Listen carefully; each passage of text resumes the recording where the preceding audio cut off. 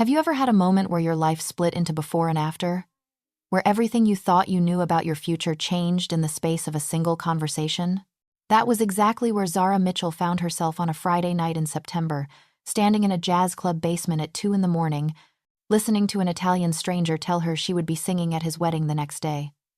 The night had started normally enough. Well, as normal as singing in underground clubs for cash could be considered. Zara had been performing at Blue Moon for 3 months.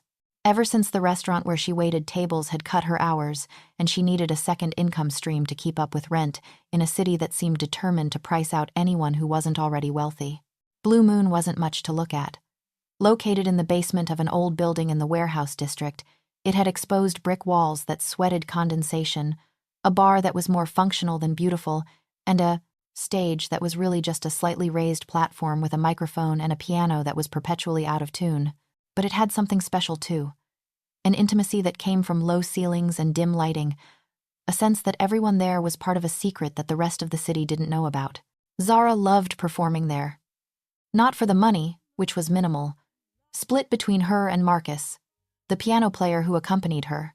Not for the exposure, because most nights the audience was maybe 20 people.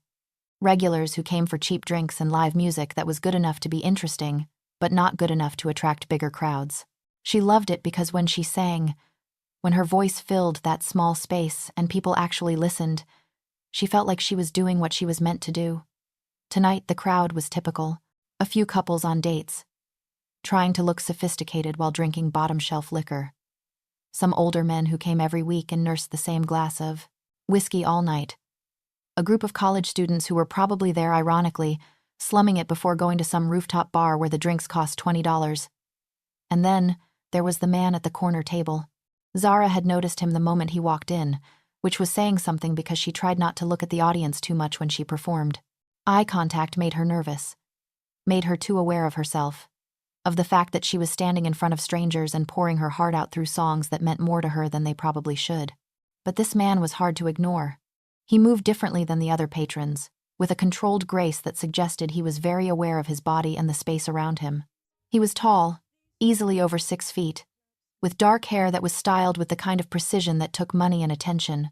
His suit was charcoal gray, perfectly tailored to broad shoulders and a lean frame. And even in the dim lighting of Blue Moon, she could tell it probably cost more than she made in 6 months. He sat alone at the corner table, the one that gave a clear view of both the stage and the entrance, which Zara noted with the kind of observational skill that came from years of being aware of her surroundings as a woman who often walked home alone late at night.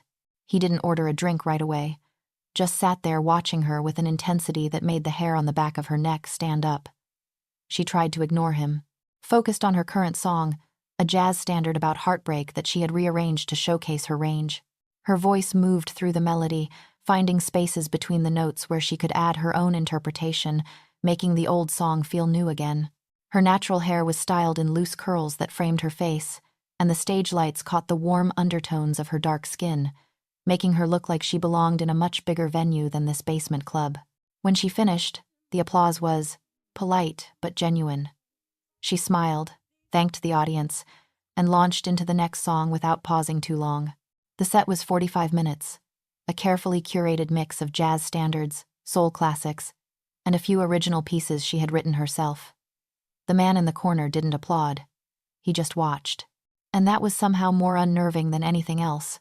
After the set, Zara made her way to the bar, where Marcus was already nursing a beer that Danny, the bartender and owner, had given him on the house.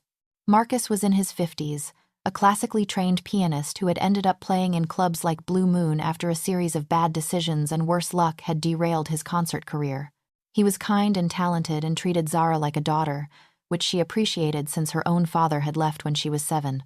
"Good set, kiddo," Marcus said, sliding a glass of water toward her. "That rendition of the Heartbreak song was something special tonight."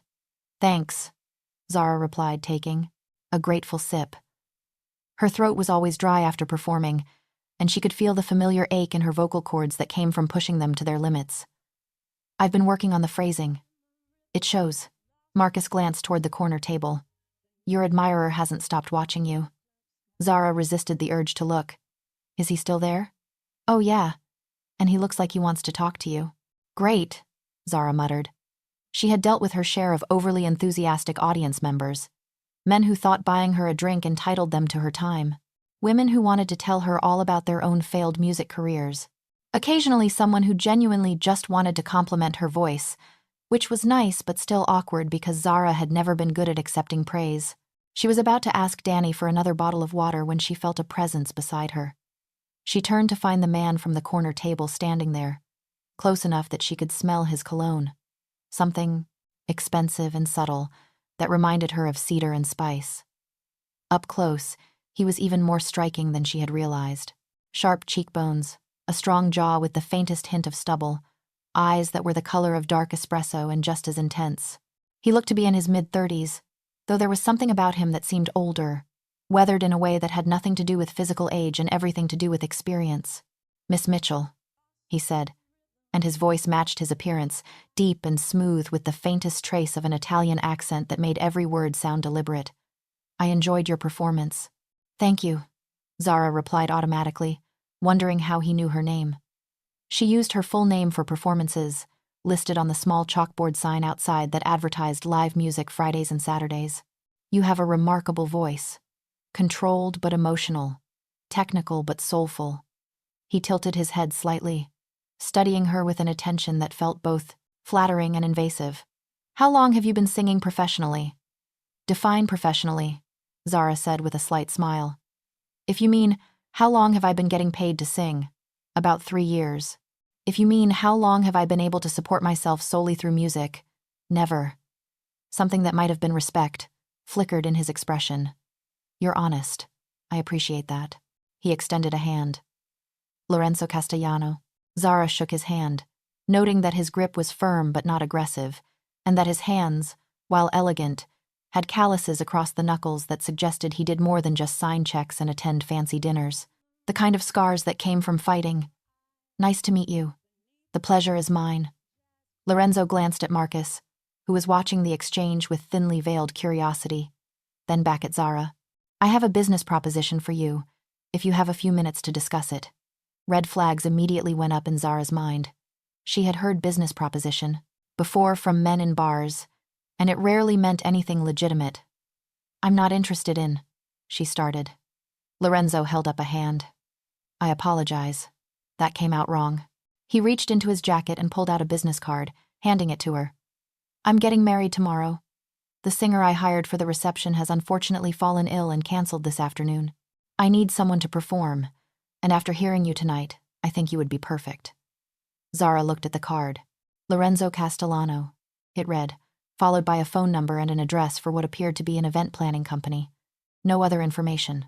"Tomorrow," Zara repeated, "as in less than 24 hours from now." "Yes, I understand it's short notice." Lorenzo's expression didn't change, maintaining that carefully controlled composure that suggested he was used to getting what he wanted. "Which is why I'm prepared to compensate you accordingly. $5,000 for 3 hours of performance. You choose the songs, though I would appreciate if they're appropriate for a wedding reception." Zara's brain stuttered over the number. $5,000. That was more than she made in 3 months at the restaurant, more than 6 months of singing at Blue Moon. That was rent for 2 months with money left over, or paying off a significant chunk of her student loans from the 2 years of music school she had completed before dropping out when her mother got sick. "That's a lot of money for 3 hours of singing," she said carefully, her voice betraying none of the excitement and suspicion warring in her chest. "It's a fair price for quality talent on extremely short notice," Lorenzo replied smoothly. "And frankly, it's less about the money and more about the fact that I heard you sing and I want you specifically at my wedding." His eyes held hers with an intensity that made her pulse quicken. "I'm very particular about the details, Miss Mitchell. When I want something, I'm willing to pay for it." There was something in the way he said it that made Zara's pulse quicken, though whether it was from excitement or warning, she couldn't tell. Marcus cleared his throat beside her. "Can I talk to you for a second, kiddo? Privately?" Zara nodded. "Excuse me, Mr. Castellano." She followed Marcus a few feet away, out of easy earshot. "That's a lot of money," Marcus said quietly, his expression more concerned than she had ever seen it, "which makes me wonder what the catch is." "I was thinking the same thing," Zara admitted, glancing back at Lorenzo, who was now speaking with Danny at the bar, seemingly giving them privacy for their discussion. Marcus leaned in closer, his voice dropping even lower. You know who Lorenzo Castellano is, right? Zara shook her head. Marcus glanced toward Lorenzo, making sure he was still occupied. The Castellano family has been in this city for 3 generations. They own restaurants, hotels, construction companies, half the real estate in the harbor district. But they also own a lot of things that don't show up on tax returns, if you know what I mean. You're saying he's… Zara lowered her voice to barely a whisper. Connected. Marcus gave her a meaningful look. I'm saying his family has a reputation that goes back to his grandfather. And while I've never heard anything specific about Lorenzo himself being dangerous, the apple doesn't usually fall far from the tree in families like that. $5,000 for 3 hours of work isn't normal, Zara. It's either because he's desperate, or because there's something else going on that we're not seeing. Zara looked back at Lorenzo, who was accepting a glass of what looked like expensive scotch from Danny with a nod of thanks. He didn't look desperate. He looked calm, collected, like offering someone $5,000 on a whim was perfectly normal for him. What would you do? She asked Marcus, genuinely wanting his opinion. The older man sighed, running a hand through his graying hair. Honestly, I'd probably take the money. But I'm a 60-year-old pianist who plays in basement clubs because I made too many bad decisions when I was younger. You're 28 with your whole career ahead of you. You don't need to get mixed up with people like the Castellanos. But $5,000 could change a lot of things, Zara said quietly, thinking about her mother's medical bills, about the credit card debt that kept her awake at night, about the dream of actually having enough money to focus on her music instead of working double shifts at a restaurant where the manager touched her inappropriately and she couldn't afford to quit. I could pay off my credit cards, help my mom with her medical bills, maybe take a few months to actually focus on my music instead of waiting tables. I know, kiddo. Marcus put a hand on her shoulder, his expression softening. I'm just saying, be careful. Men like Lorenzo Castellano, they don't do favors without expecting something in return. Everything comes with a price, even when they're the ones paying you. Zara nodded slowly, absorbing the warning. Then she took a breath, squared her shoulders, and walked back to Lorenzo with the kind of determination that had gotten her through every difficult decision in her life. I'll do it, she said without preamble. But I need the details. Where, when, what kind of music you're expecting, and I want everything in writing. Lorenzo smiled, and it transformed his face from handsome to devastating, softening the hard edges and revealing a warmth that made him seem almost approachable. Excellent. The wedding is at Villa Castellano, my family's estate about 30 minutes outside the city. The ceremony is at 4 in the afternoon, but I only need you for the reception, which starts at 6. You'll perform during dinner and dancing, a mix of jazz standards and contemporary pieces that are appropriate for the occasion. He paused, pulling out his phone. And you'll need something to wear. I'll have my assistant send you options tomorrow morning. My treat. I have clothes, Zara protested, bristling slightly at the implication that her wardrobe wasn't good enough.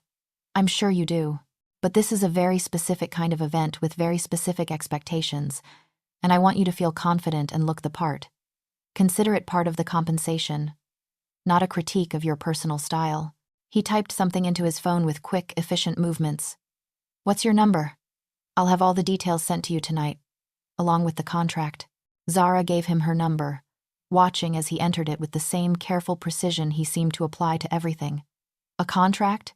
Standard performance agreement. You'll receive half the payment up front tomorrow morning when you sign, the other half after you complete the performance. There's also a non-disclosure clause regarding anything you might see or hear at the event. Why would I need a non-disclosure? About a wedding?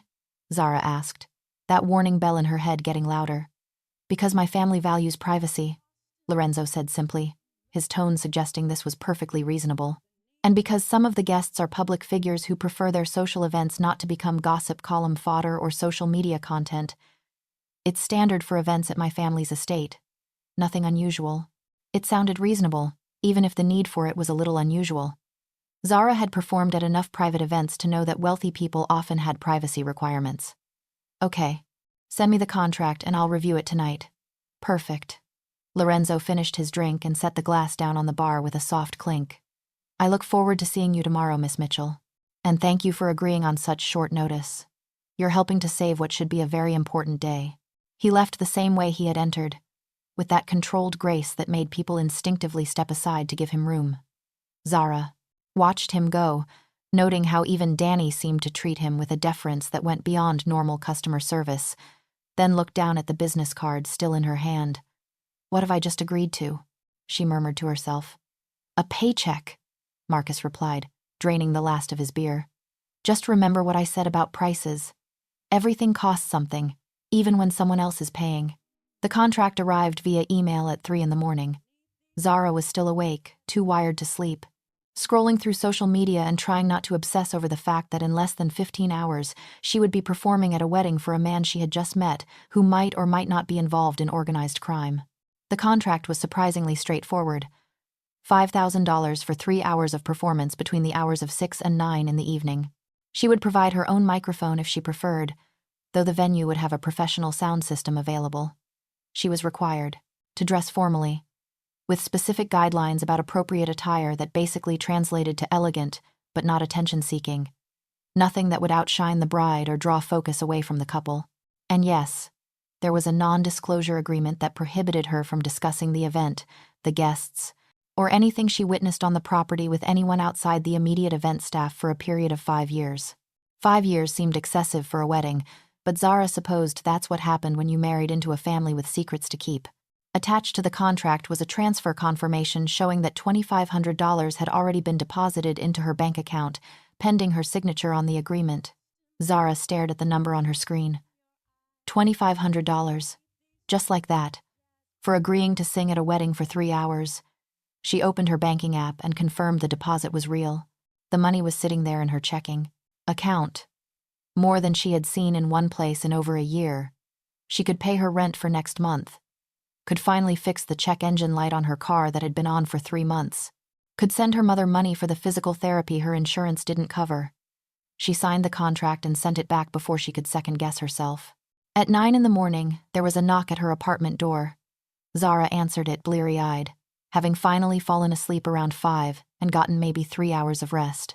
She found a young woman in a professional black dress, holding several garment bags and a large box. "Miss Mitchell? I'm Angela, Mr. Castellano's personal assistant. I have some options for you to choose from for tonight's event." Angela came in and hung the garment bags on Zara's bedroom door with the efficiency of someone who did this regularly, then proceeded to unzip them to reveal their contents. Inside were 3 dresses, each more beautiful than the last. One was deep emerald green that would make her skin glow. Another was midnight blue with subtle beading that caught the light. And the third was a stunning gold that seemed to shimmer even in the dim morning light filtering through Zara's cheap apartment blinds. "Mr. Castellano thought the gold would complement your skin tone," Angela said, her tone perfectly professional and free of judgment despite the obvious difference between Zara's modest apartment and the world Angela clearly operated in. "But the choice is entirely yours. There are also shoes and accessories in the box if you need them, all in your size." "How did he know my size?" Zara asked, then immediately felt foolish. A man like Lorenzo Castellano probably had resources that made determining someone's measurements trivially easy. "Mr. Castellano is very thorough," Angela replied diplomatically. "He wanted to ensure you had everything you needed to feel confident tonight." She checked her watch. "I'll be back at 4 to pick you up and take you to the estate. That should give you time to prepare and do a sound check before the guests arrive." After Angela left, Zara tried on the gold dress. It fit perfectly, which should have been impossible without a fitting, but somehow Lorenzo had gotten not just her size but her exact measurements right. The dress was silk, impossibly soft against her skin, with a draped neckline that was elegant without being revealing, and a fitted waist that showed off her figure while still being appropriate for a formal event. The kind of dress that probably cost more than 2 months of her rent. She looked at herself in the mirror and barely recognized the elegant woman staring back at her. This wasn't the Zara who waited tables and sang in basement clubs while wearing thrift store finds and hand-me-downs from friends. This was someone who belonged at events with villas and non-disclosure agreements and $5,000 performance fees. The question was, who was she? Really? And was she ready to find out? Villa Castellano was not what Zara had expected. She had imagined something ostentatious, maybe a bit gaudy in the way that new money sometimes tried too hard to prove itself.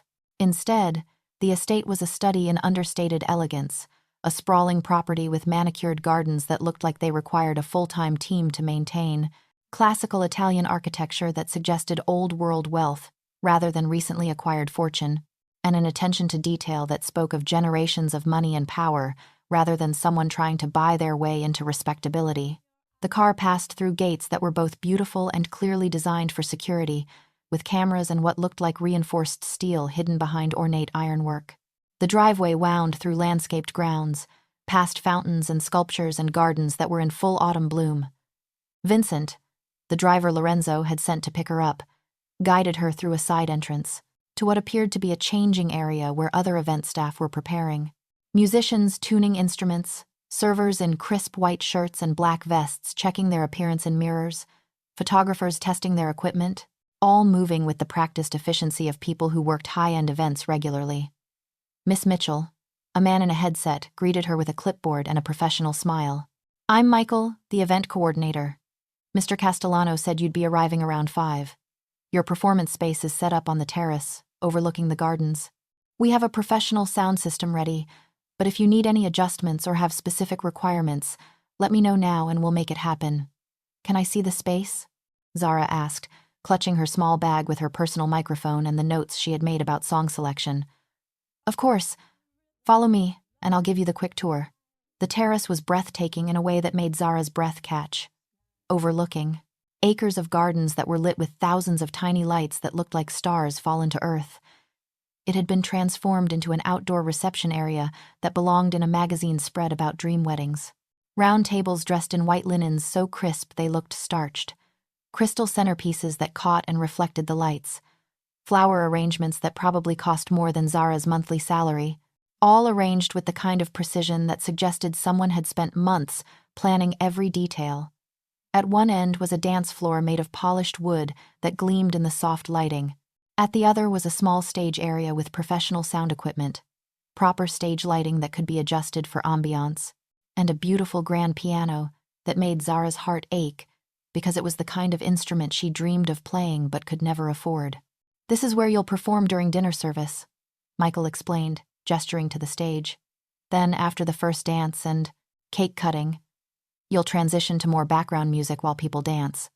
The playlist should be romantic, but upbeat. Nothing too slow that kills the energy, or too fast that disrupts conversation. Think elegant party, not nightclub."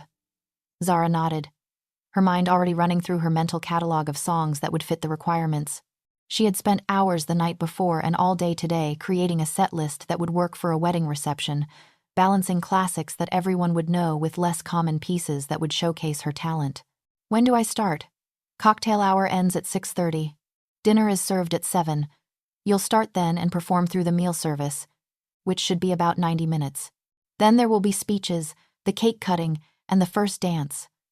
After that, you're on for dancing music until 9:30, unless Mr. Castellano requests otherwise." "Got it," Zara said, feeling the familiar flutter of pre-performance nerves mixed with excitement. Michael checked his expensive-looking watch. "You have about 45 minutes. There's a room back near the entrance where you can warm up your voice and do a sound check if you'd like. The audio tech will meet you there in 15 minutes. And," he hesitated slightly, "Mr. Castellano asked if you could stop by the house before the reception starts. He's in the East Wing study." "Is everything okay?" Zara asked, a flutter of nervousness that had nothing to do with performing settling in her stomach.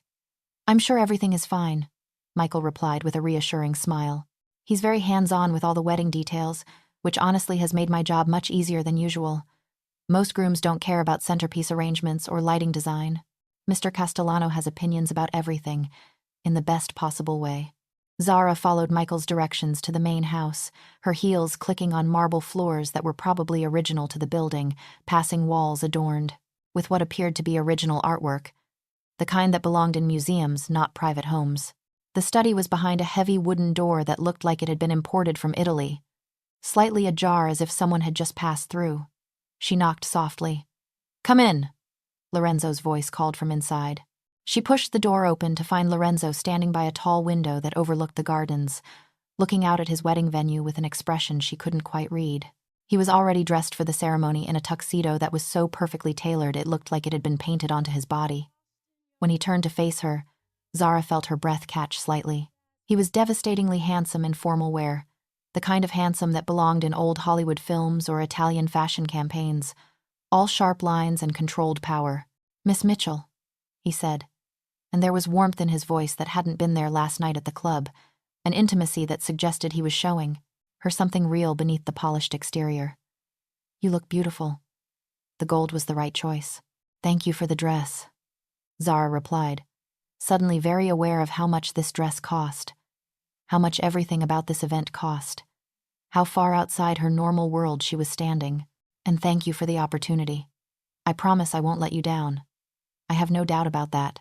Lorenzo moved away from the window, closer to where she stood in the doorway, his movements controlled and deliberate.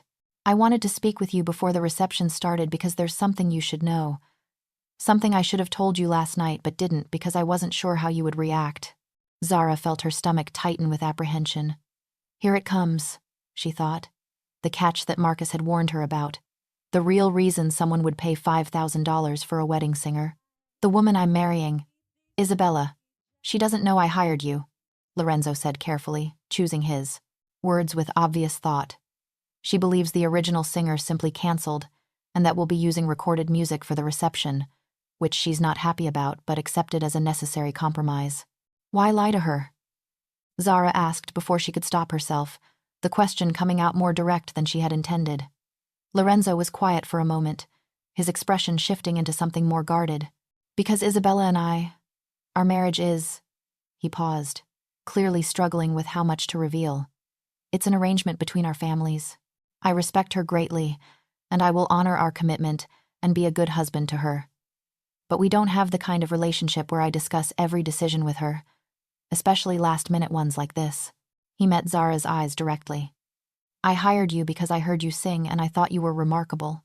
I wanted something beautiful at my wedding, something real and genuine, even if the marriage itself is more about business and family obligation than love."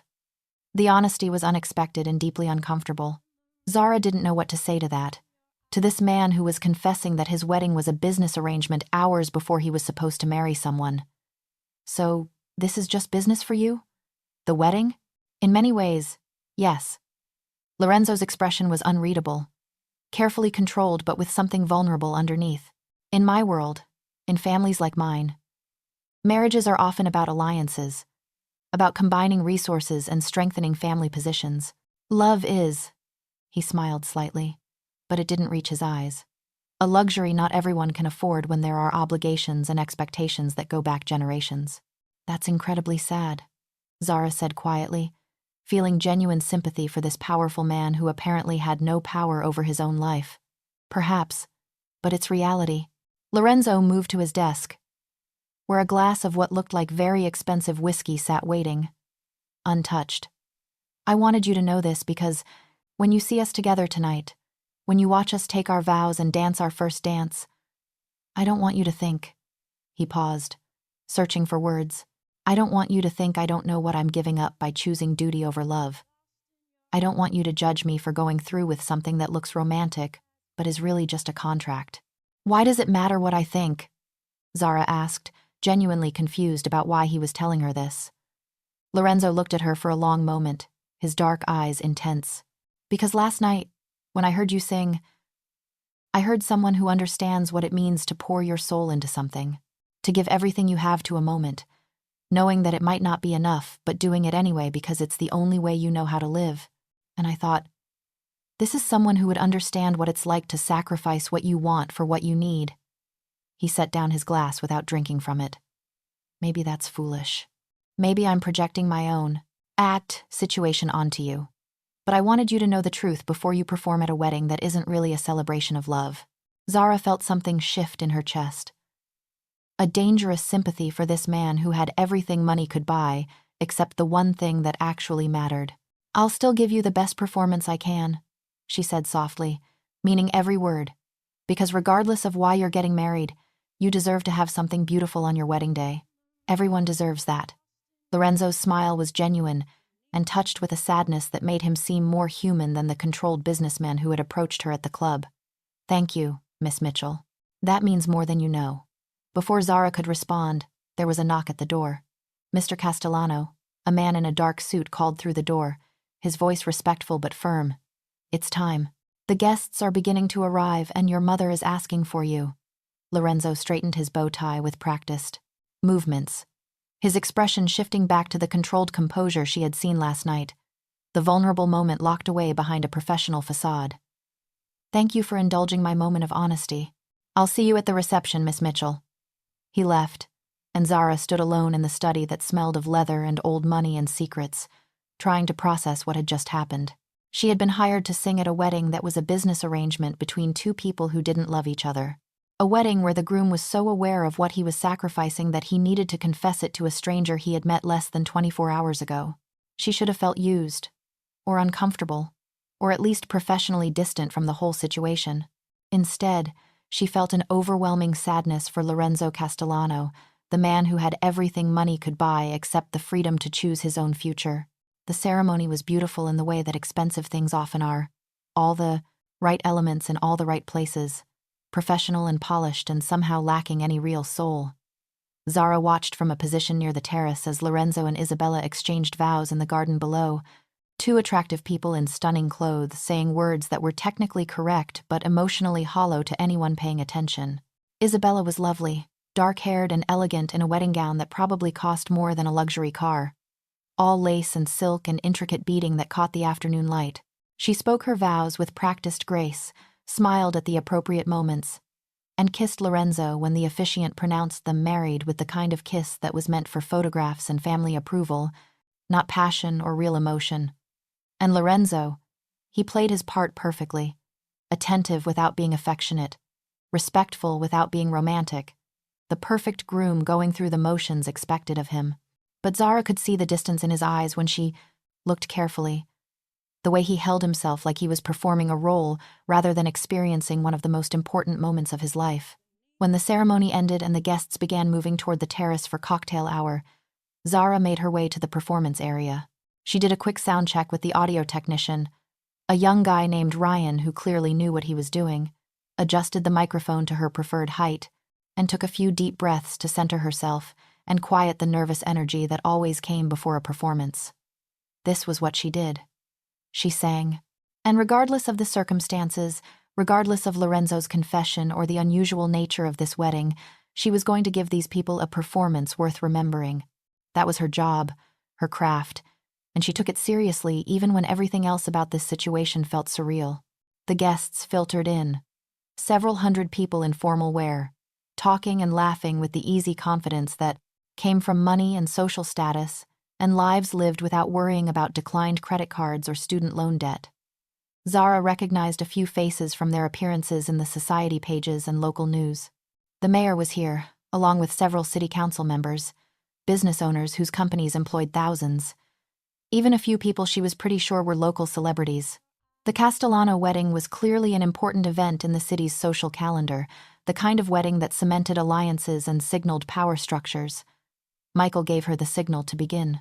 Zara stepped up to the microphone, the gold dress catching the early evening light, and launched into her first song. She had chosen carefully, starting with a classic jazz piece about new beginnings and hope and the promise of forever, the kind of song that set a romantic mood without being overly sentimental. Her voice filled the terrace, rich and controlled, with the kind of emotional depth that came from years of practice and genuine love for her craft. She watched as conversations paused mid-sentence, as people turned to look at her with surprise and appreciation as the energy of the room shifted to accommodate the presence of real talent. She moved through her set with the skill of someone who had performed in enough venues to know how to read a room and adapt in real time. When the energy needed to be lifted because people were getting too comfortable in their conversations, she chose something upbeat and playful. When dinner was being served and people needed background ambiance rather than focal entertainment, she pulled back, letting her voice become part of the atmosphere rather than dominating it. When she caught glimpses of older couples looking nostalgic, she slipped in classics from their era. And through it all, she was aware of Lorenzo watching her. Not constantly. He was busy with his new wife, greeting guests and accepting congratulations with the grace of someone trained from birth for this role. But there were moments when she would catch his eye across the terrace, and there would be something in his expression that looked like gratitude mixed with something deeper, something that made her pulse quicken in a way that was entirely inappropriate given the circumstances. During a break between songs while the dinner service transitioned to the next course, Isabella approached the stage area. Up close, she was even more striking than she had appeared during the ceremony, with porcelain skin that looked like it had never seen a blemish, dark eyes that were assessing Zara with frank curiosity, and a presence that suggested she was used to being the most beautiful woman in any room. "You're very talented," Isabella said, her voice carrying a slight Italian accent that was more pronounced than Lorenzo's, melodic and cultured. "My husband didn't mention he had hired a live performer. This is a pleasant surprise. When did he arrange this?" "Last night, actually," Zara replied honestly, seeing no reason to lie. "The original singer canceled, and he heard me performing at a club downtown and offered me the position. It was very last minute." "Last night," Isabella repeated, something unreadable flickering in her expression. How very efficient of him. She studied Zara for another moment, her gaze assessing but not unkind. "Well, you're certainly adding significant value to the evening. The guests are quite impressed, and honestly, so am I. You have a gift." "Thank you, Signora Castellano," Zara said, using the formal address. Isabella's smile was cool but genuine. "I suppose that's who I am now. Isabella Castellano." It sounds strange to say aloud, like trying on someone else's identity. "Congratulations on your marriage," Zara offered, unsure what else to say to a woman who had just married for reasons other than love. "Thank you. Though between us," Isabella leaned in slightly, lowering her voice so only Zara could hear, "I suspect you. Understand as well as I do that congratulations aren't quite appropriate for a marriage like this." Her eyes met Zara's directly. "Lorenzo told you, didn't he, about the true nature of our arrangement?" Zara hesitated, then nodded, not seeing any point in lying to someone who clearly already knew the answer. "I thought so. You have that look in your eyes when you watch us. Sympathetic but not pitying, understanding but not judgmental." Isabella straightened up, her posture perfect. "Don't feel too sorry for either of us, miss." She paused, waiting. "Mitchell. Zara Mitchell. Don't feel too sorry for either of us, Miss Mitchell. We both knew exactly what we were agreeing to when we signed the marriage contract. Lorenzo gets his family alliance and the business advantages that come with combining our family's resources. I get access to the Castellano name and the protection and opportunities that provides."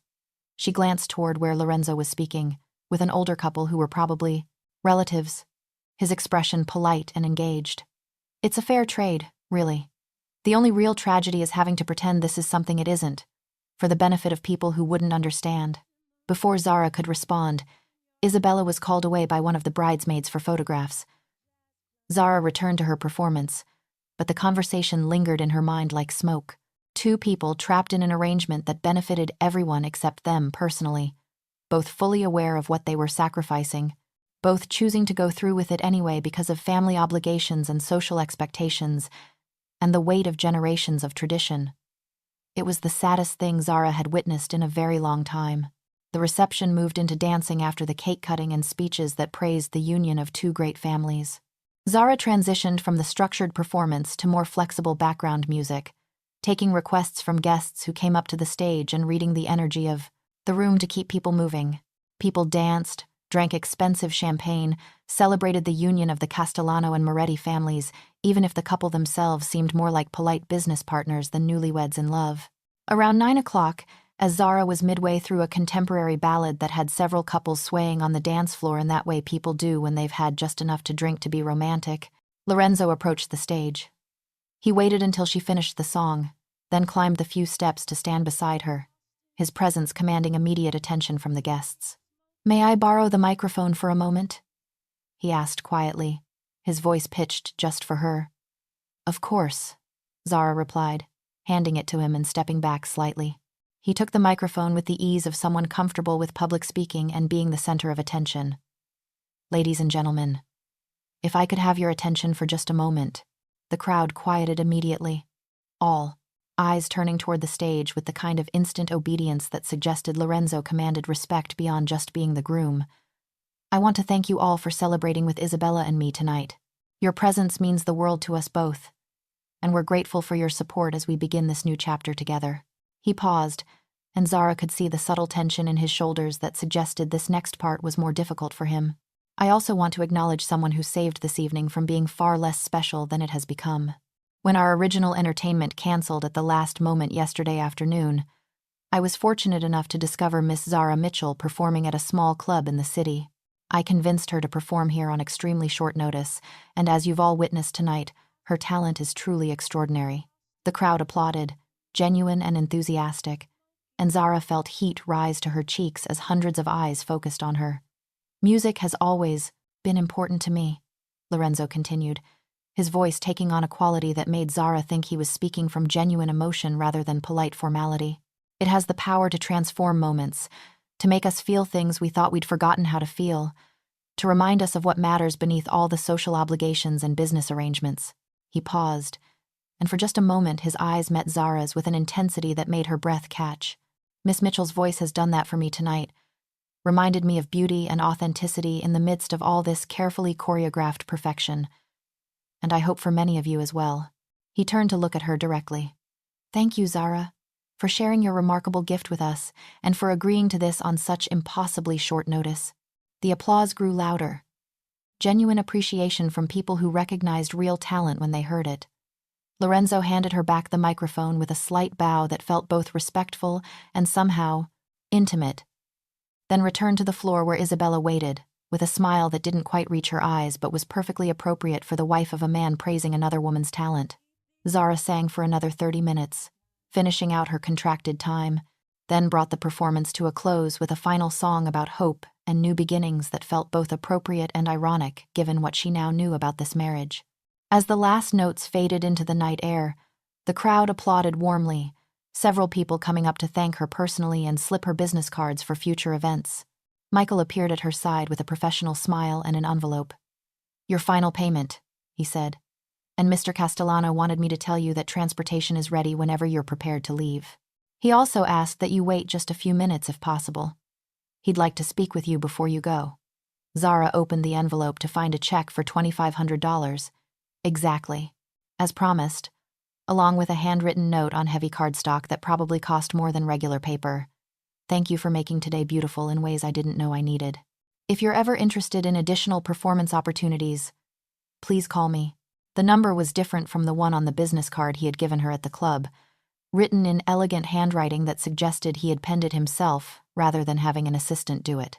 She pocketed the note and the check, gathered her belongings and the microphone she had brought, and made her way toward the exit, passing through crowds of guests who were still celebrating, drinking, dancing, enjoying the party that would continue long after she left. She was almost to the car when she heard someone call her name. Miss Mitchell, wait. Lorenzo was walking toward her, having apparently left his own wedding reception to catch her before she left. He had removed his jacket at some point. His bow tie was undone and hanging around his neck, and his hair was less perfectly styled than it had been earlier.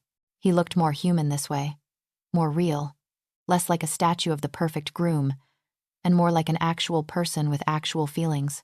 I wanted to thank you personally, he said when he reached her, slightly out of breath as if he had hurried. What you did tonight, it was more than just a performance. You gave us, he paused, correcting himself. You gave me a few hours of something genuine in the middle of all this elaborate pretense. That matters more than you probably realize. I'm glad I could help, Zara replied, meaning it. And thank you for the opportunity and for being honest with me earlier. The money will make a real difference in my life. More than you probably know. Good. That's important to me, that this was mutually beneficial and not just me taking advantage of someone's talent. Lorenzo looked like he wanted to say something else. His expression conflicted in the way of someone wrestling with words that wouldn't quite form correctly. The note I included in your payment, the offer for additional performances, I meant that. Sincerely. I have events regularly that could use quality entertainment, and I'd like to hire you again if you're interested in that kind of ongoing arrangement. I'll think about it, Zara said carefully, aware that accepting could mean getting pulled deeper into a world she didn't fully understand. Please do. I'd like very much to hear you sing again. And, his voice dropped lower, more intimate, I'd like to talk to you again as well. When I'm not in the middle of my own wedding reception and can actually focus on a proper conversation, Red flags should have been going off in Zara's head, at hurricane warning levels. This was a married man, barely hours into his marriage, expressing what sounded dangerously close to personal interest in her beyond professional capacity. She should politely decline, take her money, and never see Lorenzo Castellano again, because nothing good could come from getting involved with a married man, especially one from a powerful family with the kind of reputation the Castellanos had. Instead, she heard herself say, "I'd like that too." Lorenzo's smile widened into something genuine and warm, transforming his face completely. "Good. I'll call you next week. We can discuss potential business opportunities over coffee or lunch. Somewhere quiet where we can actually talk. Business opportunities," Zara repeated carefully, though they both knew it might not be entirely about business, that there was something else building between them that neither was quite ready to name. "Of course," Lorenzo agreed, though his eyes suggested he understood the subtext. What else would it be? He stepped back, giving her physical space even as the emotional space between them seemed to be shrinking. "Have a safe trip home, Miss Mitchell. And thank you again. Tonight was—" He paused, searching for the right words. "It was a glimpse of what could have been. That's worth more than any amount of money." He walked back toward the reception, toward his new wife and his family obligations and the life he had chosen over freedom, and Zara got into the car feeling like she had just made a decision that would change her life in ways she couldn't fully anticipate or control. But for the first time in years, sitting in the back of that expensive car with a check for $2,500 and a personal phone number from Lorenzo Castellano that didn't feel entirely frightening, it felt like possibility. It felt like the beginning of something that could either save her or destroy her, and she had no idea which it would be. Over the following weeks, Lorenzo kept his word. He called the next Tuesday, his voice warm on the phone as he invited Zara to coffee at a small Italian cafe in a neighborhood far from where either of them lived or worked, somewhere they were unlikely to be recognized or have their meeting become the subject of gossip. They talked for 3 hours, ostensibly about potential performance opportunities at events his various companies hosted, but really about everything else that actually mattered. Her music and how she had fallen in love with singing as a child in church, her mother's encouragement and her father's abandonment, his business responsibilities and how they had been shaped by family expectations since childhood, the weight of a name that came with both privilege and obligation, her dreams of making a living doing what she loved instead of waiting tables and wondering if she would ever be more than a side act in basement clubs, his regrets about choices made for family rather than personal happiness, about duty winning over desire every single time.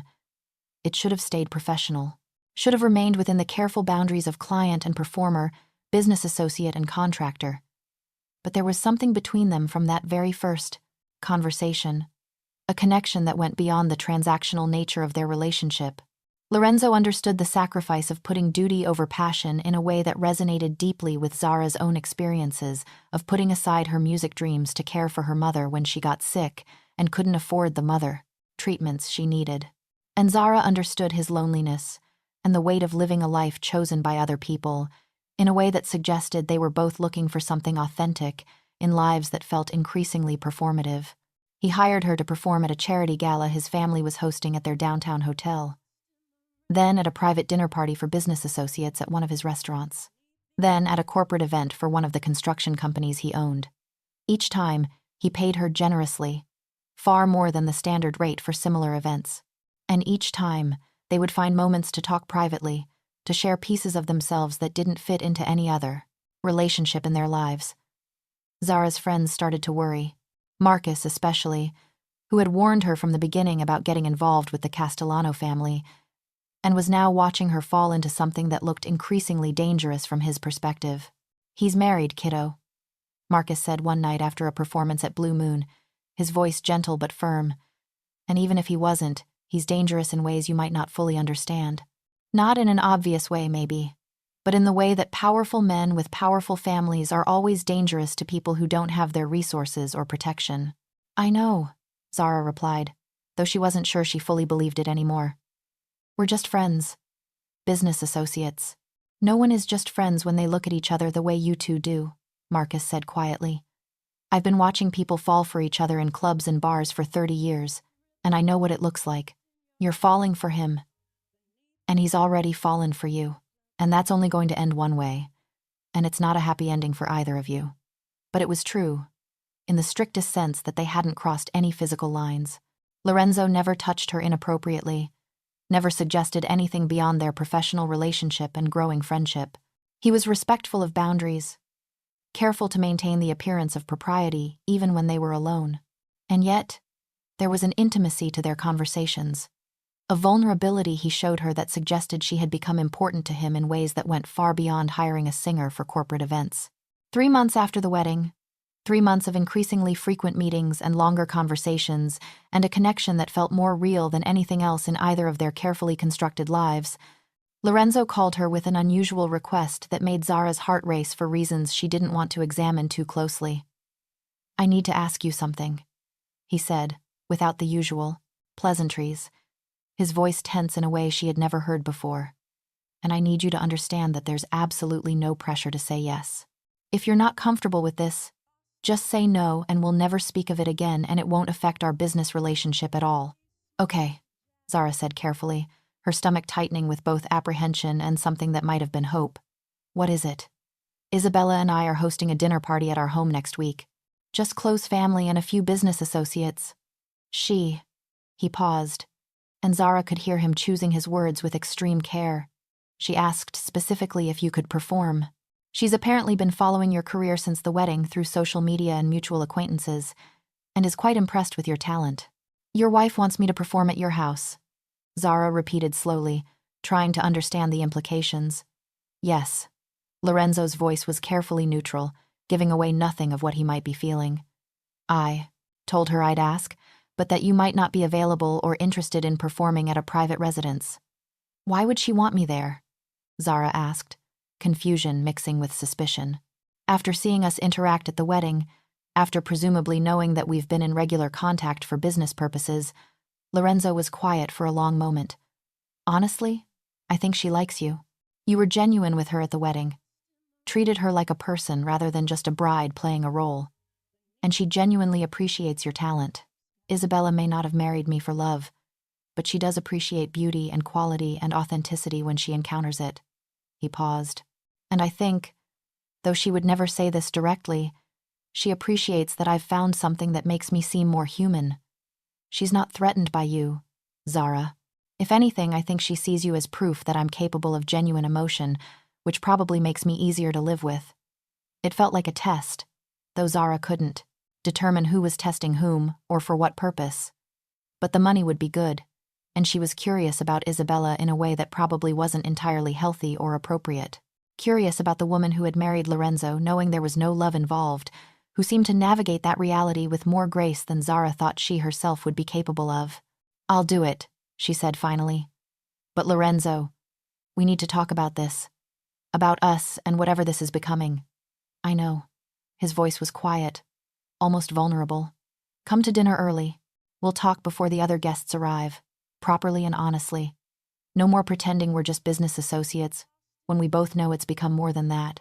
The Castellano home was in an exclusive neighborhood, where houses were set far back from tree-lined streets and surrounded by high walls and sophisticated security systems that probably cost more than Zara's entire apartment building.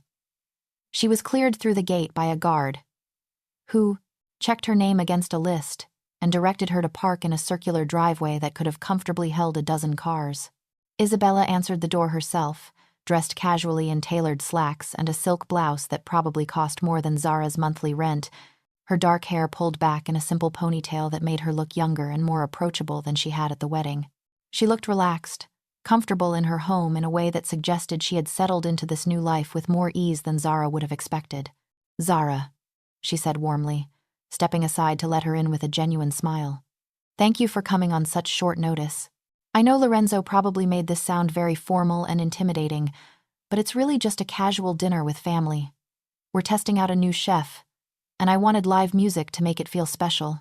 "Thank you for having me, Signora Castellano," Zara replied, stepping into a foyer that was all marble and art and the kind of understated wealth that didn't need to announce itself.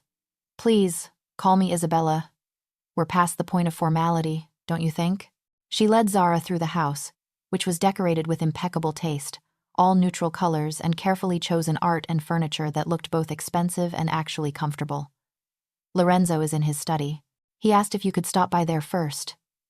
Something about finalizing the song list.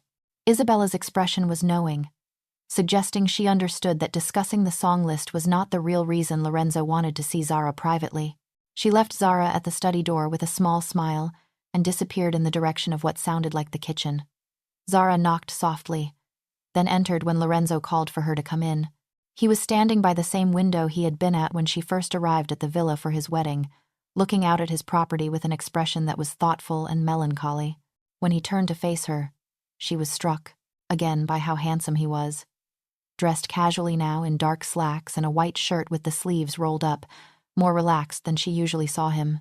"Thank you for coming," he said quietly, his voice carrying none of the careful distance he usually maintained in their interactions. "I know this is complicated and potentially uncomfortable." "Why am I really here, Lorenzo?" Zara asked directly, tired of dancing around the obvious. "Because I don't think it's just to perform for your dinner party." Lorenzo moved away from the window, closer to where she stood, but maintaining enough distance to be respectful.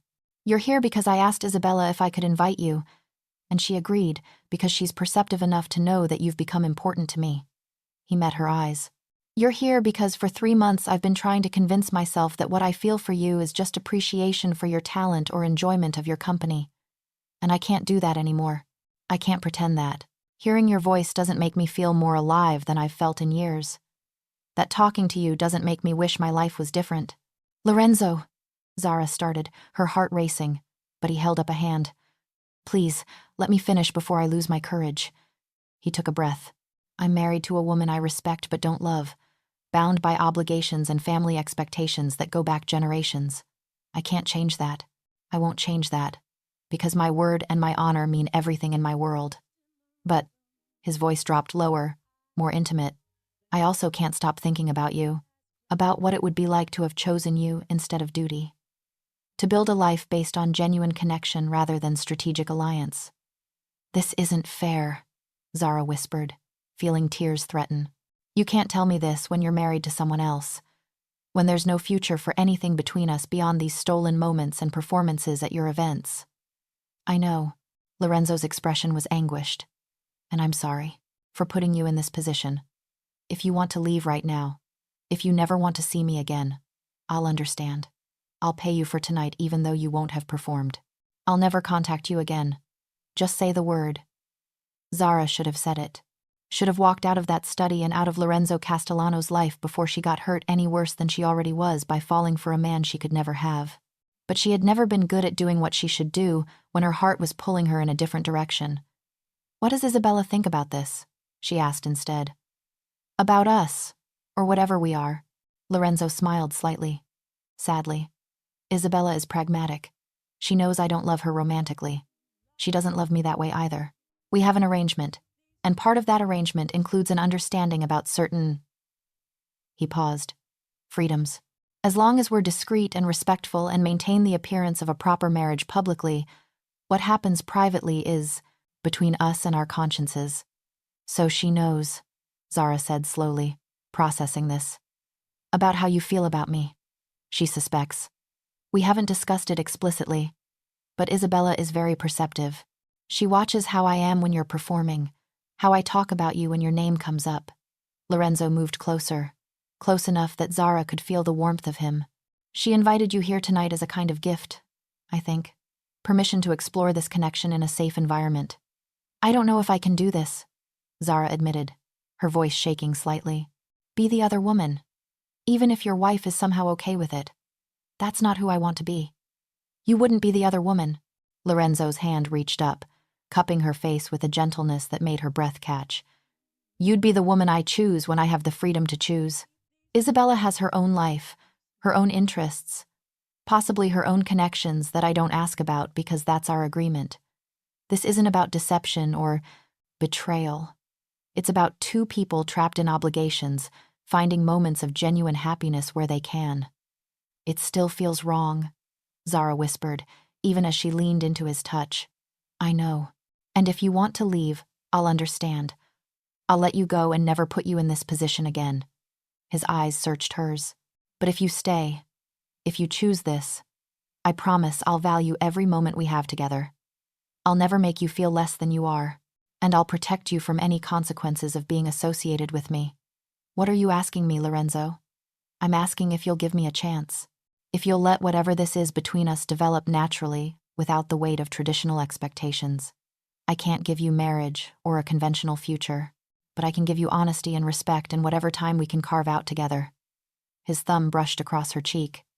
I can give you my heart, even if I can't give you my name. Zara closed her eyes, feeling tears slip down her cheeks that Lorenzo gently wiped away. This is crazy. Probably, he agreed. But sometimes the best things are. When she opened her eyes again, he was looking at her with such raw vulnerability that it made her decision for her. She reached up, threading her fingers through his hair, and pulled him down to kiss her. The kiss was everything she had imagined in the 3 months since they had met, and nothing like she had expected. Gentle and fierce at the same time, claiming and questioning, a promise and a question all wrapped together. His hands framed her face like she was something precious, and she melted into him like this was where she was always meant to be. When they finally broke apart, both breathing hard, Lorenzo rested his forehead against hers. Stay tonight, he whispered. Perform for our guests. Then stay after, and let me show you what it could be like. Just for tonight. Let's pretend the world outside this house doesn't exist. Zara nodded, unable to speak past the emotion, clogging her throat. They had crossed a line, and there would be no going back. But standing in his arms, feeling chosen and valued in a way she had never experienced before, Zara couldn't bring herself to regret it. Not yet. Maybe not ever. The dinner party was intimate, just 15 people seated around a long table in a dining room that belonged in architectural magazines. Isabella played the perfect hostess, warm and engaging, treating Zara with genuine friendliness that made the situation somehow more surreal. Lorenzo's family was there, his mother and 2 cousins, along with several business associates and their spouses. Zara performed during dinner, her voice filling the elegant space with jazz standards and contemporary pieces that perfectly complemented the sophisticated atmosphere. And when Lorenzo looked at her across the room, there was no hiding the connection between them. His mother noticed, based on the knowing look she gave her son. Isabella definitely noticed, based on the small smile she gave Zara when their eyes met. But no one said anything. In this world of careful appearances and strategic alliances, apparently some things were understood without being discussed. After the guests left and the house grew quiet, Isabella found Zara in the music room where she was packing up her equipment. You performed beautifully tonight, Isabella said, leaning against the doorframe. Thank you for making it special. Thank you for having me, Zara replied, unsure what else to say to the wife of the man she had kissed hours earlier. Isabella studied her for a long moment. Lorenzo is in his study, she said finally. He's waiting for you, if you'd like to join him. I'll be in my own wing of the house.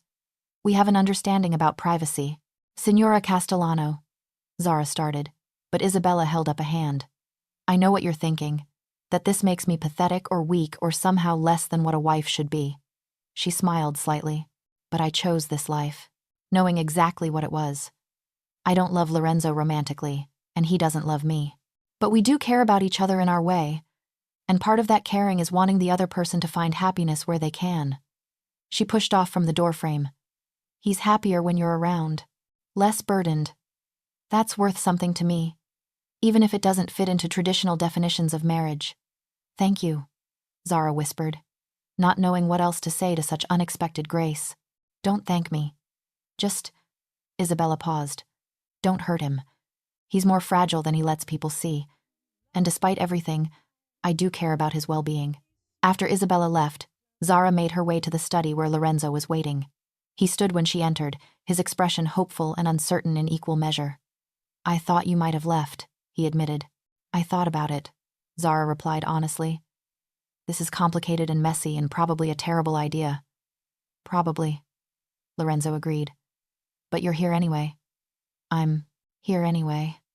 He crossed the room to her, taking her hands in his. I can't give you everything you deserve. I can't give you conventional or simple or socially acceptable. But I can give you this. My complete honesty, my total respect, and whatever time we can steal together. He pulled her closer. Is that enough? Zara thought about declining credit cards and basement clubs and a life where she had settled for scraps because she thought that was all she deserved. And she looked at Lorenzo, who was offering her something imperfect but genuine, complicated but real. "For now," she said, "it's enough." They spent the night together in a guest room far from where Isabella slept, talking and kissing and discovering each other with a tenderness that surprised them both.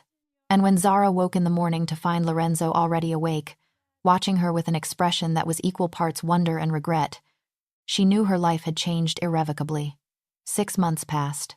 6 months of performing, at Lorenzo's events, and stealing private moments whenever they could.